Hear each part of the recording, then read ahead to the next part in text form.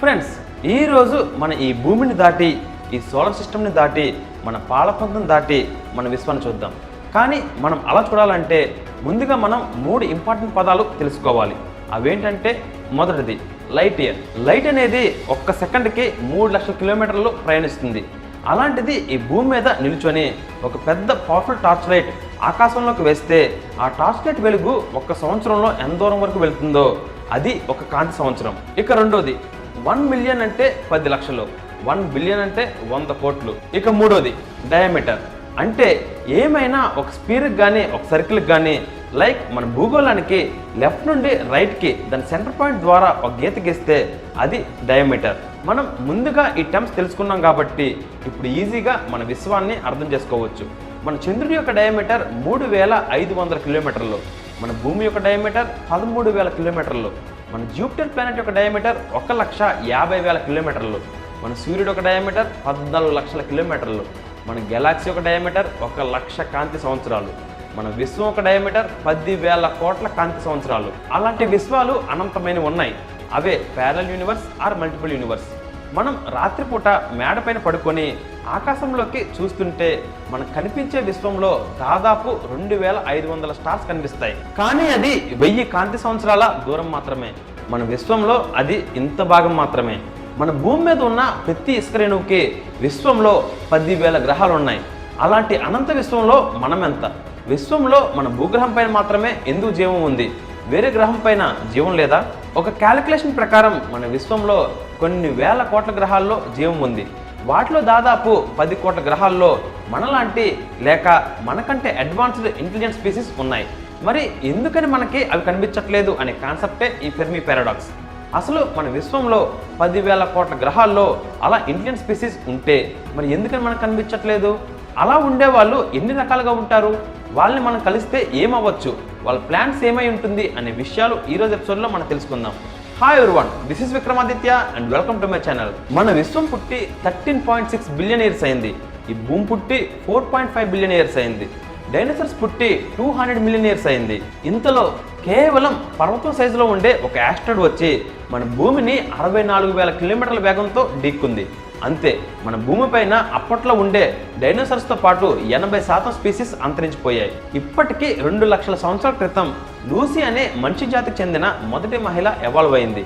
ఆమె మనందరికీ తల్లి.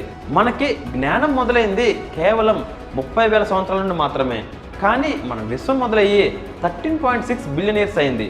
మనకు ముందు వేరే సివిలైజేషన్స్ లేవంటారా?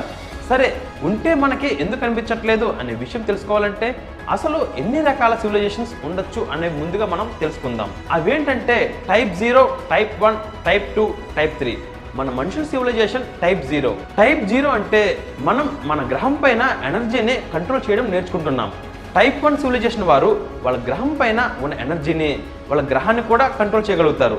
టైప్ 2 సివిలైజేషన్స్ అయితే వాళ్ళ గ్రహాన్ని, వాళ్ళ స్టార్ యొక్క ఎనర్జీని కంట్రోల్ చేయగలుగుతారు. టైప్ 3 సివిలైజేషన్ ఏలియన్స్ వాళ్ళ గ్రహాన్ని, వాళ్ళ స్టార్ యొక్క ఎనర్జీని, మన గెలాక్సీ మొత్తాన్ని కంట్రోల్ చేయగలుగుతారు. అంటే మనం అన్ని టైప్స్ ఆఫ్ సివిలైజేషన్స్లో లోయర్ ప్లేస్లో ఉన్నాం. అయితే ఈ అడ్వాన్స్ స్పీసీస్ మనకు ఎందుకు కనిపించట్లేదు అనడానికి కొన్ని వందల రీజన్స్ ఉన్నాయి. వాటిలో టాప్ 9 రీజన్స్ నేను మీతో షేర్ చేసుకుంటాను. ఫ్రెండ్స్, ఒక మోస్ట్ ఇంట్రెస్టింగ్ కథ చదివితే చాలు అది ఒక మనిషి జీవితాన్నే మార్చేస్తుందంటే మీరు నమ్ముతారా? కేవలం ఆ కథ మీ పిల్లలకి చదివి వినిపిస్తే చాలు వాళ్ళ జీవితానికి కావాల్సిన విలువలు నేర్చుకుంటారు అంటే మీరు నమ్ముతారా? మీరు జీవితంలో అనుభవిస్తున్నా లేక రాబోతున్నా ఎలాంటి సమస్యకైనా పరిష్కారం ఒక కథ చదివితే చాలు మీకు దొరుకుతుంది అంటే మీరు నమ్ముతారా? Yes, it's possible only with the greatest epic ever told in the history of mankind. It's the Mahabharata. ఈ కథ ఒక సూపర్ హిట్ మూవీ కన్నా 100 రెట్లు గొప్పగా ఉంటుంది. It's a challenge. విక్రమాదిత్య మాటలో రాసిన మహాభారతం పూర్తి కథ 2 భాగాలలో పుస్తకం ఇంకా ఈబుక్ రూపంలో అమెజాన్ ఇంకా 43 ఆన్లైన్ స్టోర్స్లో దొరుకుతుంది. ఈ పుస్తకం ప్రపంచవ్యాప్తంగా 54 భాషల్లో దొరుకుతుంది. లింక్స్ ఈ వీడియో కింద డిస్క్రిప్షన్లో ఇచ్చాను, వెంటనే ఆర్డర్ చేయండి. ఎందుకంటే ఇది కేవలం ఒక పుస్తకం మాత్రమే కాదు, ఇది నీ జీవితానికి కావాల్సిన గ్రంథాలయం. Number 1, we're not listening. అంటే వాళ్ళు మనకి కనిపించకపోవడం కాదు, మనం వాళ్ళని చూడట్లేదు.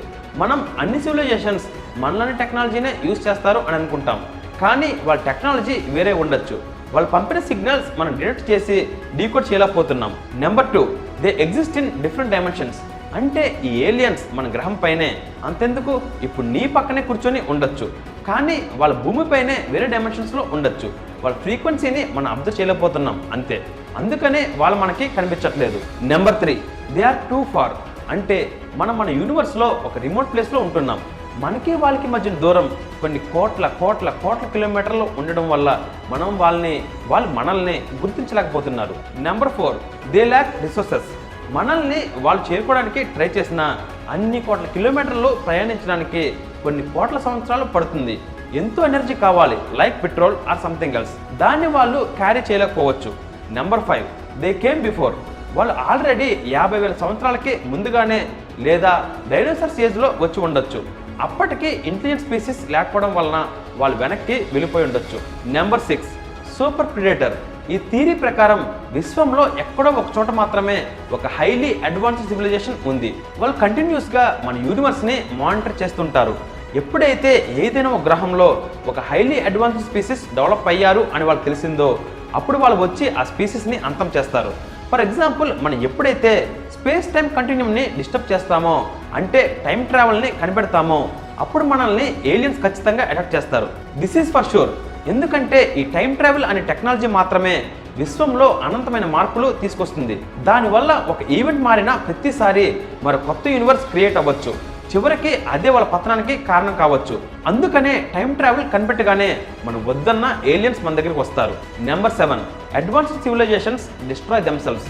అంటే ఏ సివిలైజేషన్స్ అయినా అడ్వాన్స్డ్గా ఎవాల్వ్ అయిన తర్వాత వాళ్ళంతట వాళ్ళే అంతమైపోతారు. ఫర్ ఎగ్జాంపుల్, మనం న్యూక్లియర్ వెపన్స్ని డెవలప్ చేస్తున్నాం, కానీ అంతకన్నా ప్రమాదకరమైన పవర్ఫుల్ వెపన్స్ని మనం తయారు చేయగలిగినప్పుడు మన దేశాల మధ్యన యుద్ధం వచ్చి ఆ పవర్ఫుల్ వెపన్స్ ఒకరిపైన ఒకరు అటాక్ చేసుకుంటే వాళ్ళంతటా వాళ్ళే నాశనం అయిపోతారు.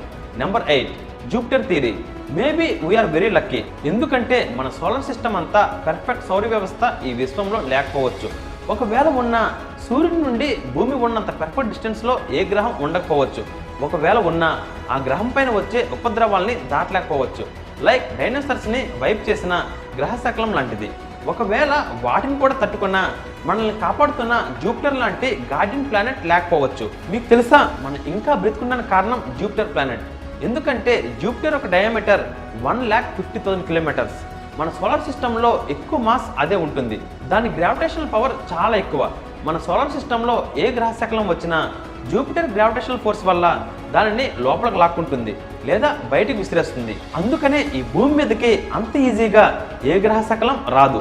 లేదంటే ఈ పాటికి మనం ఎప్పుడో అయిపోయేవాళ్ళం. Number 9, we are primitive. మేబీ బయట ఉన్న టైప్ 3 సివిలైజేషన్స్ వాళ్ళు మన గ్రహాన్ని చూసినా వాళ్ళకి మనం చాలా ప్రిమిటివ్ స్పీసీస్గా అనిపించవచ్చు.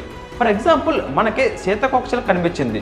దానితో నువ్వు ఎంతసేపు మాట్లాడినా, నీ టెక్నాలజీ, నీ కల్చర్ కోసం ఎంత చెప్పినా దానికి అర్థమవుతుందా? అయినా మనం సీతాకోకచిలుకతో చెప్పాలనుకుంటామా? ఎందుకంటే అది మనతో పోలిస్తే చాలా ప్రిమిటివ్ కాబట్టి. అలానే బయట ఉన్న అడ్వాన్స్డ్ ఏలియన్స్ కూడా మనం ఒక సీతాకోకచిలుకలాగే కనిపించవచ్చు. అందుకే వాళ్ళు మనతో కనెక్ట్ అవ్వడానికి ప్రయత్నించకపోవచ్చు. ఇలాంటి ఎన్నో థియరీస్ అండ్ రీజన్స్ ఉన్నాయి. బట్ సూన్ మనం ఖచ్చితంగా మన బ్రదర్స్ని కలుస్తాం. అయితే వాళ్ళతో కలిసిపోతాం, లేక ఓడిపోతాం, లేదా గెలుస్తాం. ఏదేమైనా మనం కలవడం మాత్రం తథ్యం. నేను ఎప్పుడైనా మెంటల్గా డిస్టర్బ్ అయినప్పుడు మన యూనివర్స్ యొక్క పరిధిని ఎక్స్ప్లోర్ చేయడానికి ట్రై చేస్తుంటాను. ఎందుకంటే అప్పుడు అనిపిస్తుంది, ఈ విశ్వం సైజులో మనమెంత, మన బతుకెంత, మన పరిధి ఎంత అని. We're nothing, just lead your life అని అనిపిస్తుంది. ఫ్రెండ్స్, నెక్స్ట్ ఎపిసోడ్లో కంటెంట్ వేరే లెవెల్లో ఉంటుంది. Don't miss it. నేను రాసిన మహాభారత పుస్తకాన్ని ఇప్పుడే ఆర్డర్ చేయండి. లింక్స్ ఈ వీడియో కింద ఉన్న డిస్క్రిప్షన్లో ఇచ్చాను. అలాగే ఇప్పటి వరకు నా ఛానల్ని మీరు సబ్స్క్రైబ్ చేసుకుని ఉండకపోతే వెంటనే సబ్స్క్రైబ్ చేసుకోండి. Till then, take care.